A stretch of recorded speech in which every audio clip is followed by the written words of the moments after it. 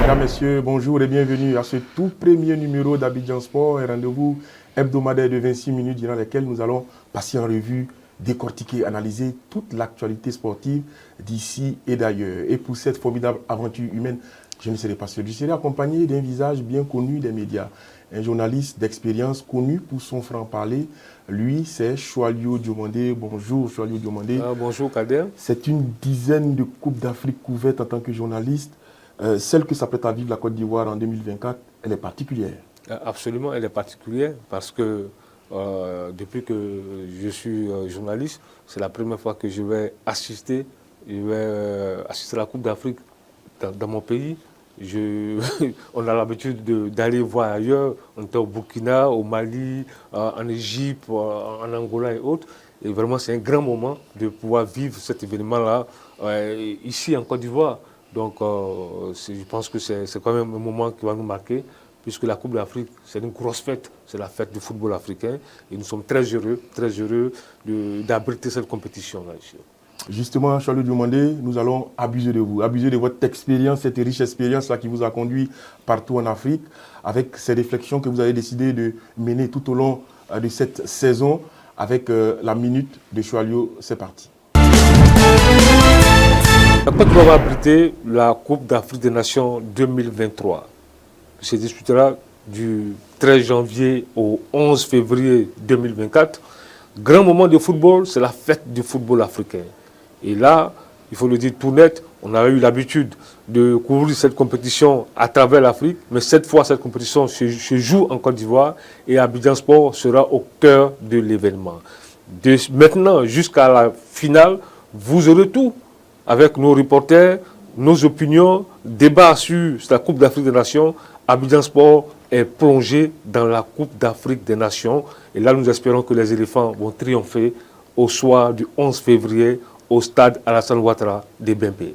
Que Dieu vous entende, Choalio, parce que je sais que les Ivoiriens ils seront nombreux à vous attendre, à vous écouter, à vous suivre sur les antennes de notre chaîne pour, comme je dis, décrypter, analyser les rencontres des éléphants, et pas que les éléphants, parce qu'il y a d'autres équipes qui seront attendues, le Sénégal, l'Égypte, le Nigeria, le Cameroun qui est en grande difficulté. Bref, ce sera tout simplement la fête du football. On parle de CAN, on parle de deuxième organisation de la Côte d'Ivoire à cette compétition-là, parce que la première c'était en 1984, souvenez-vous.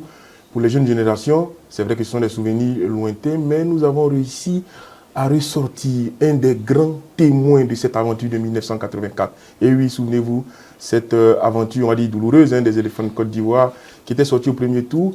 Et à cette époque, les noms s'appelaient Gadi Sely Saint-Joseph. Mais les noms s'appelaient surtout Youssouf Alikou Fofana. Et c'est lui qui nous fait l'honneur, l'insigne honneur de nous rendre visite dans notre studio aujourd'hui pour partager avec nous ces grands moments de 1984. Il est là en chair et en os. Bonjour, cher aîné, et quel plaisir de vous retrouver. Ok, merci. Merci. Écoutez, Youssouf, c'est une joie immense de vous retrouver sur ce plateau-là pour partager avec vous ces grands moments de la Coupe d'Afrique 1984. Nous allons y revenir, mais bien avant, nous allons parler de ce qui fait l'actualité du moment. Et bien, c'est l'exode massif de tous ces joueurs qui ont décidé d'aller voir du côté du golfe si l'herbe est bien verte. Et je peux vous assurer que des noms qui sont cités, des noms qui sont attendus, bien, nous font frémir à chaque fois. C'est maintenant l'actu et c'est parti. Alors, messieurs, jamais des transferts n'ont défrayé autant la chronique ces derniers temps avec cet exode massif, on le rappelle encore, de ces joueurs pétris de talent vers le Golfe, vers l'Arabie Saoudite. On citera pêle-mêle Cristiano Ronaldo qui a ouvert la brèche. Ensuite Sadio Mané, Kalidou Koulibaly, le défenseur sénégalais, le gardien également Edouard Mendy et tous ces joueurs qui ont suivi Fofana Seko. Pour vous, messieurs, comment vous l'expliquez? Je vais commencer avec vous d'abord, Youssouf Alikou Fofana. Comment vous l'expliquez? Est-ce que c'était quelque chose d'évident, c'est quelque chose de normal pour vous? Moi, oui, c'est normal. Parce qu'aujourd'hui, on joue, quand tu joues au football, c'est pour gagner de l'argent. Et l'Arabie Saoudite donne de l'argent, c'est automatique. Voilà. Je pense qu'aujourd'hui, la plupart des joueurs sont en fin de carrière. Donc, je pense que c'est normal. Moi c'est normal. Ça, vous, à la place d'un joueur comme Fofana Seko, vous auriez opté je pour n'hésite ce même choix. pas. Je n'hésite même pas. Non, parce que j'étais professionnel. Hein. J'allais où on me donnait plus. Mais à notre époque, bon, c'était différent. Aujourd'hui, ils ont la possibilité de gagner ça.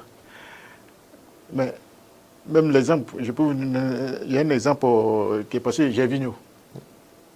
Les 2 ans qu'il a passé en Chine, aujourd'hui il est tranquille. Après ça, il est passé dans plusieurs clubs un an. Mais ce qui a fait qu'il a eu beaucoup d'argent, c'est quand il est parti en Chine. Absolument. Aujourd'hui il est tranquille. Absolument. Voilà. Évidemment, Ouais.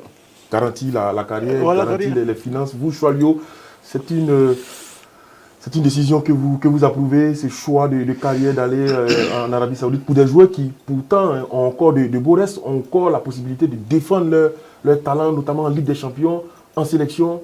Pour vous, ce choix-là, il est logique, il est normal? Écoutez, d'abord, être footballeur, c'est exercer un métier.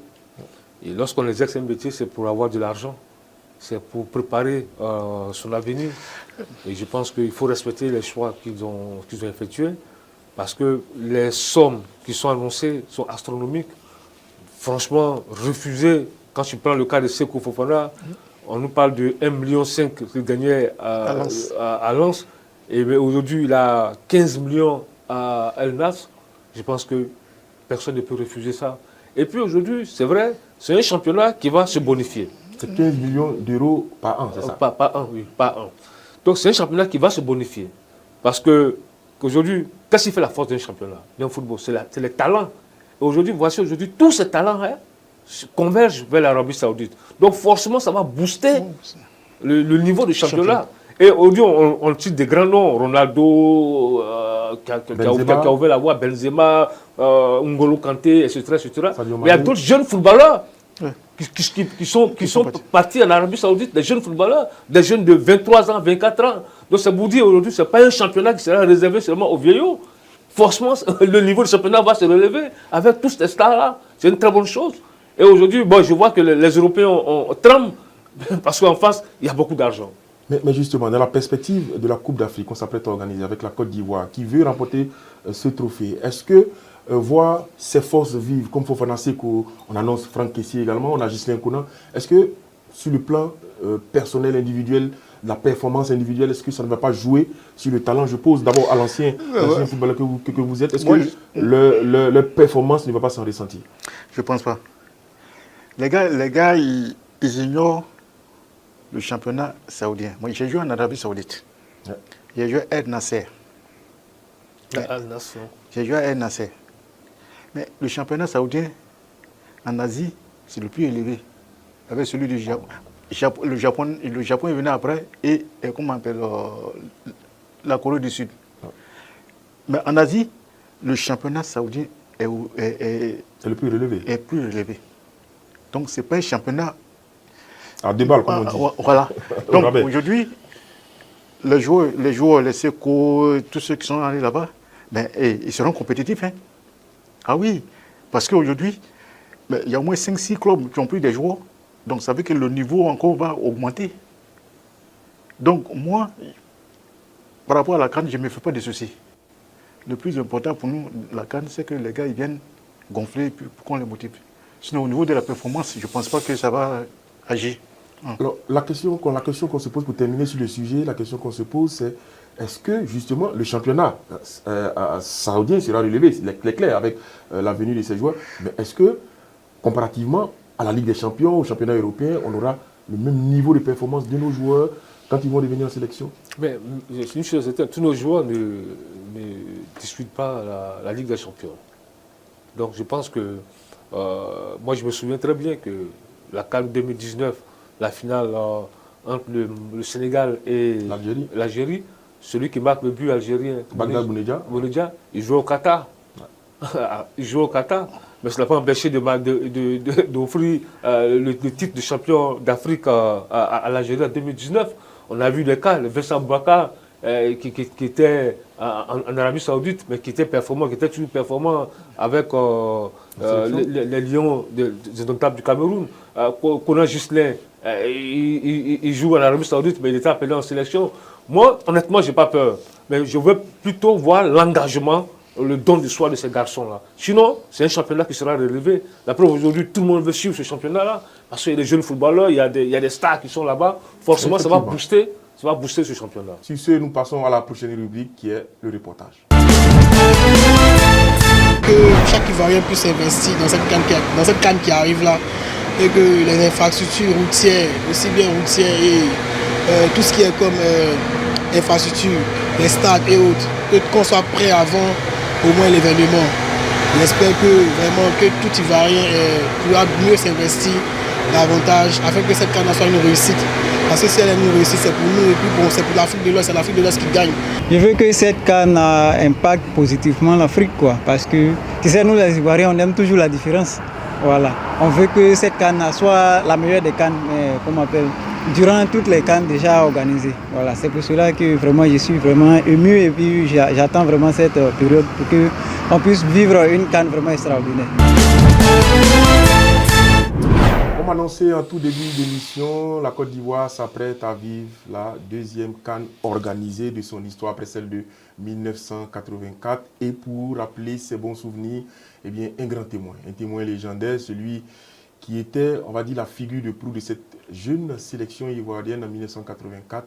Il s'agit de Youssouf Ali Fofana qui nous fait l'honneur et l'amitié d'être là, de partager ces 26 minutes de bonheur avec vous. Et avec lui, nous allons revivre ces moments intenses de Côte d'Ivoire 84. On l'a dit, première CAN organisée par la Côte d'Ivoire. Alors, Youssouf, dites-nous, c'était quoi d'abord l'ambiance dans ce groupe-là, dans ce groupe de jeunes joueurs que vous étiez? C'était quoi l'ambiance au sein de cette équipe? L'ambiance était bonne. L'ambiance, tout le long de la préparation de cette CAN-là, était excellent. Parce qu'on a fait toute la préparation à l'intérieur du pays, entre Yamoussoukro et Bouaké. Et tous les matchs, même tous les matchs amicaux, on faisait ça, comment on appelle, à Yamoussoukro. Donc, il n'y avait pas de problème au niveau de l'ambiance entre nous. Parce qu'on se connaissait, la plupart des joueurs jouaient dans le championnat. Hein. Donc, on se connaissait très bien. Donc, voilà quoi. Il n'y avait pas de problème. Est-ce qu'à cet instant-là, quand vous êtes en préparation à l'intérieur du pays, vous sentiez le poids, la pression populaire, cette pression, on va dire cette pression positive, puisque ce sont des supporters qui vous adulaient, qui vous aimaient bien. Est-ce que vous sentiez la responsabilité sur vos épaules? C'est cette responsabilité-là même qui nous a beaucoup fait mal. Ouais. Parce que en 84, le football, c'était pas comme maintenant. Hein, parce que toute la population était concernée. Donc on avait tellement la pression que nous, on s'est demandé comment on allait faire. Parce que c'était compliqué. Parce que partout, à Bouaké, à Yamoussoukro, les entraînements étaient pleins. Il n'y avait pas d'entraînement, comme on appelle à huis clos, on ne pouvait pas. Donc, mais ce qui était bien, c'est que on savait que la population était derrière nous. Maintenant, nous, il fallait qu'on soit fort dans la tête, mais c'était très difficile. C'était très difficile. Ça, c'est un. De deux, au niveau des dirigeants, il y avait un problème. Lesquels dirigeants? La fédération, le ministère et... Oui, la fédération et le ministère. C'était quoi le problème? Le problème, c'est que ils ont enlevé... comment on appelle... ils ont enlevé, comment on appelle... la gestion de l'équipe nationale à la fédération. Ils l'ont enlevé à la fédération pour donner ça au président des clubs. Et qui l'a fait? Qui était... qui l'a fait? Bon, nous, à l'époque, c'est difficile. Nous, moi, j'étais jeune. Hein, et ça, je pense que c'est les dirigeants, parce qu'à l'époque, on avait un grand président qui était Zensou. Voilà. Et je ne sais pas, bon, avec les échos qu'on avait, tout ça, ils vont donner l'organisation, la gestion au président des clubs. Donc les quatre grands clubs du pays, ASEC, Africa, Stade, Sela Tous les 4 présidents, c'est eux qui se sont occupés de la gestion. Est-ce que vous, en tant que joueur, vous le ressentiez? Est-ce que ça non, vous a attristé? Non, parce que comme on était, comment on appelle, à la préparation, entre Boaké et Yamoussoukro, on n'a pas senti. Mais c'est quand on est rentré à Abidjan que la compétition devait commencer. C'est là qu'on a vu que vraiment, il y avait beaucoup de problèmes. Justement, vous êtes dans une poule constituée du Togo, du Cameroun et de l'Égypte. C'est la poule de la mort, Chalio. C'est tout déjà. Mais avec une telle poule, vous avez bien commencé. On a bien commencé. Non, le premier match, il n'y a pas de problème. Parce que l'entraîneur était un Brésilien qu'on appelait Duque, qui était l'entraîneur. Il a fait sa composition de l'équipe, voilà, et puis bon, on est parti jouer contre le Togo. On a battu le Togo 3-0. Ouais, avec un but de et puis, je ne sais pas le troisième, je ne sais pas c'est qui là. Mais, ça s'est bien passé. Okay. Le deuxième match, contre l'Égypte, c'est là les problèmes ont commencé. Maintenant, il y avait un conflit entre les présidents des clubs. Qui étaient censés gérer. Maintenant, chacun se sont impliqués maintenant dans le choix des joueurs. Dans le choix des joueurs. Et là. Non, pas à ce point. Ah oui, là, ça fout tout en l'air. Ça veut dire quoi? Chaque président de club voulait voir voulait faire jouer ses joueurs. Et comment l'entraîneur l'entraîneur, étant donné que l'entraîneur il a fait son équipe, sa composition d'équipe, et que les gens, il y avait des bagarres, oui, donc l'entraîneur lui dit, bon, lui s'est retiré, il s'est mis à l'écart, donc ça faisait que contre l'Égypte, par exemple, on joue à 16h, ouais, à 16h. Jusqu'à 14h, il n'y avait pas de composition d'équipe. L'entraîneur n'avait pas donné jusqu'à 16h. L'entraîneur donne, mais les dirigeants ne veulent pas. Ah, donc, il fait sa composition d'équipe et les présidents du club ne veulent pas. Donc, ça veut que, je vois souvent, on arrivait, l'Égypte, on est arrivé dans les vestiaires, il y a encore des palabres. Le ministre, même s'il est informé, il peut faire quoi? Il ne pouvait rien faire. Parce qu'à l'époque, ces présidents des clubs, là, c'était des puissants. Ils étaient plus forts que le ministre. Ah oui, attends. Ils étaient plus forts que le ministre. Le ministre à l'époque, c'était personnel Laurent Fologo. Non, Fologo, parce que là encore, Fologo, lui, il venait d'arriver aussi dans le sport. Hein. D'accord. Voilà, donc il n'aime pas encore la maîtrise. Et les gars qui étaient devant, là, parce que ça venait de là-haut aussi. Je ne sais pas comment ça s'est passé. Mais c'est eux qui avaient la même mise sur l'équipe. Oui, le président de conseil qui a la même mise sur l'équipe. Il n'y a pas le président Simplice Zensou. Oui, il y avait Zensou, il y avait Ando, il y avait Mondon, et il y avait Ekra. Maxime Ekra. Donc les 4 puissants, donc là, c'est eux qui géraient. Donc nous on suivait, hein, parce que chacun de tous ces présidents, ils avaient des joueurs. Et finalement, cette situation-là, est-ce que ça n'a pas formé des clans entre vous? Non. Je veux de la SEC, je veux de l'Africa. Non, on est restés unis, mais c'est ça au niveau des dirigeants. Donc, maintenant, le Stade veut mettre son joueur, ASEC veut mettre Africa, tout ça. Donc, et puis arrive. Et là, oui, on perd, et puis ça se répète encore contre le Cameroun. Après avoir mené, si le match contre l'Égypte, je crois que vous menez au score. Oui. Si un but de mise en Pascal. Oui. Ouais. Et puis après voilà. Non, mais on n'était pas, avec tout ce qui s'est passé là, on n'était pas. C'était trop compliqué. Et puis, bon, les présidents des clubs, avec comment on appelle, la composition de l'équipe, tout ça. Donc, tout ça. Il l'a mis dans l'autre. Et on avait des mouchoirs. Vous avez vu les mouchoirs blancs, exactement. Voilà, sur le cou. Dans le rond-point central. Voilà, tout ça. Et Kofi Kouadio, lui, il avait des ceintures, des trucs. Donc, c'était trop compliqué. Et tout ça, finalement, rien n'a pas suivi. Parce que on perd. Contre le Cameroun. Non, on perd d'abord contre l'Égypte. Ça ne nous a pas servi de leçon. Et on répète contre le Cameroun encore. J'ai dit, bon. Juste à un peu, on ne pouvait pas sortir parce que le peuple était découragé. Hein. Les gars nous attendaient. Donc, ils ne savaient pas tout ce qu'on a vécu pendant Mais cette qu'est-ce qu'il vous compétition. disait? Qu'est-ce que vous entendiez après le match? Quels sont les commentaires que vous entendiez? Ben, comme d'habitude, hein, quand tu perds, on dit quoi? On est nul.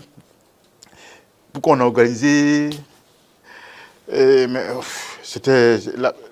À l'époque, la pression... Aujourd'hui, il n'y a pas de pression pour les jeunes là.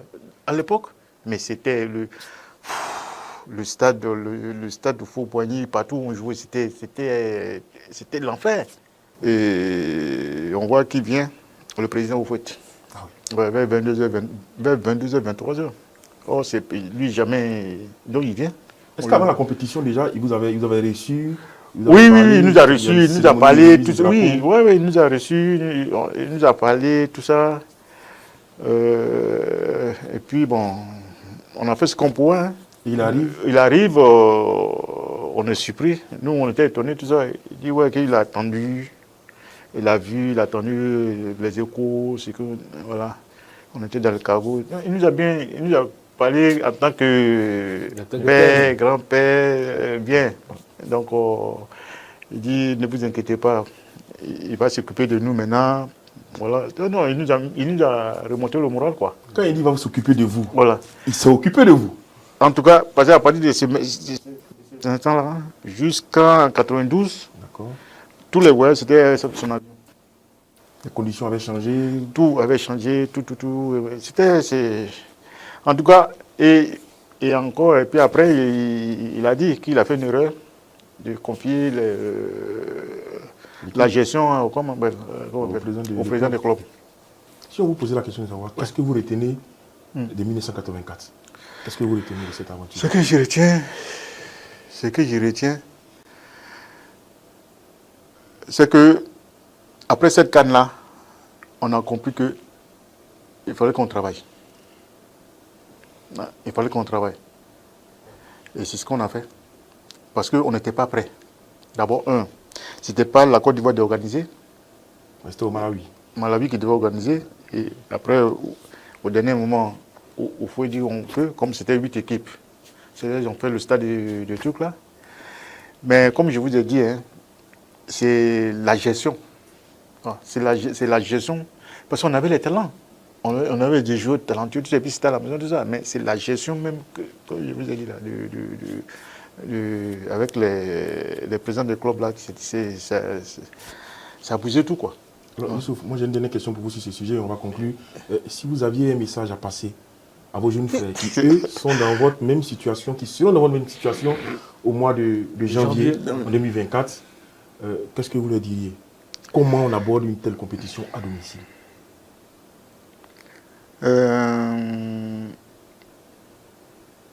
Ce que je peux dire, c'est qu'il faut qu'ils soient, les 23, les 24, pour qu'ils soient solidaires. La solidarité, c'est important. Si on n'est pas solidaire, on ne peut jamais... Regardez, hein, à chaque fois qu'on arrive en finale, en Égypte, on était solidaires. En 2006 En 2006. En 2012, au Gabon, on était solidaires. Parce que j'étais et j'ai vu. OK? Maintenant, 2015, c'est la solidarité. En 2020, là, il faut qu'on soit solidaire. Il faut qu'on soit solidaire, il faut qu'on... La solidarité, c'est quoi? C'est d'aider ceux qui ne sont pas encore habitués à la canne. Parce que la canne, les gens, surtout les dirigeants, acteurs, des trucs comme ça, la canne, c'est très très difficile. Parce qu'un joueur qui n'a jamais joué la canne, ou comme on le dit, les binationaux, le comportement ici, l'environnement, tout ça, il faut qu'on maîtrise tout ça. C'est que moi je peux dire, et les gars ils ont commencé déjà, la fédération, tout ça, pour commencer à parler aux jeunes. Voilà. Et je termine. Je vous écoute souvent hein, sur les plateaux. Il faut respecter la Côte d'Ivoire. le drapeau. Moi, aujourd'hui, j'ai l'impression que le drapeau est devenu comme ça. Vous voyez, pour jouer à l'équipe nationale, là, il faut être prêt. Parce que ce n'est pas tout le monde qui peut jouer à l'équipe nationale. Hein. Parce qu'il y a les joueurs des clubs et il y a les joueurs des clubs et équipe nationale. Mais le joueur de club, là, il peut marquer 50 buts, mais s'il arrive en équipe nationale, même un, il ne marque pas. Mais c'est nous qui sommes là depuis, on doit l'aider pour qu'il s'intègre, pour qu'on le pousse. C'est ce qu'on a fait pour Théo Joël. Théo Joël, il marquait tous les buts en Europe, mais en équipe nationale, ça n'allait pas. Mais les gars, hier, moi, les gars voulaient l'enlever. On dit non, on va l'aider. Il va jouer avec Apolé. Donc, c'est pour dire que le maillot là, il faut respecter le maillot chez nous. Donc, je m'arrête là. Et c'est sur ces mots-là que nous allons nous dire au revoir Chalio Diomandé. C'est 26 minutes passées, 26 minutes de pur bonheur avec ce grand témoignage du grand témoin Youssouf Ali Fofana que nous allons remercier une nouvelle fois. Je retiens, solidarité, amour du maillot Chalio. C'est vraiment deux valeurs importantes, la solidarité et l'amour du maillot. Solidarité. Ouais. En tout cas, c'est sur ces notes-là, c'est sur ces mots que nous allons vous dire au revoir et vous donner rendez-vous très vite sur notre chaîne de sport. Merci et que Dieu vous bénisse.